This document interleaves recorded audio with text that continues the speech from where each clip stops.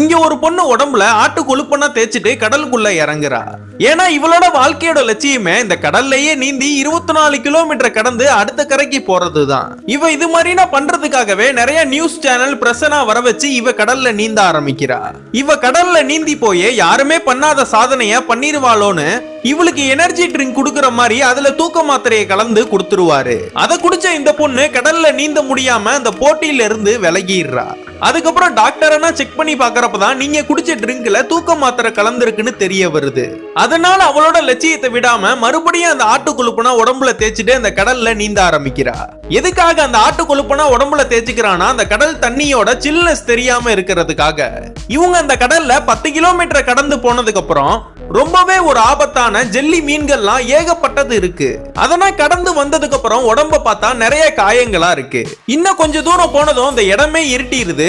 இதுக்கு மேல போனா அந்த பனி மூட்டத்துல வழி தெரியாம தொலைஞ்சு போயிருவீங்கன்னு அந்த நியூஸ் சேனல் பிரஸ்காரவங்க எல்லாருமே சொல்றாங்க. அவங்க சொன்ன மாதிரியே கொஞ்ச தூரம் போனதுக்கு அப்புறம் போட்டு ஒரு பக்கம் இவங்க ஒரு பக்கம்னு தொலைஞ்சு போயிடுறாங்க. இதுக்கப்புறம் என்ன பண்ண போறோம்னு தெரியாம இருக்கிறப்பதான் கரையில நெருப்பு வெளிச்சம் தெரியறத இந்த பொண்ணு பாக்குறா. அந்த வெளிச்சத்தை நோக்கி அந்த கடல்ல இந்த பொண்ணு நீந்தி வந்து இவ நினைச்ச அந்த லட்சியத்தையும் சாதனையவும் அடைஞ்சிடுறா.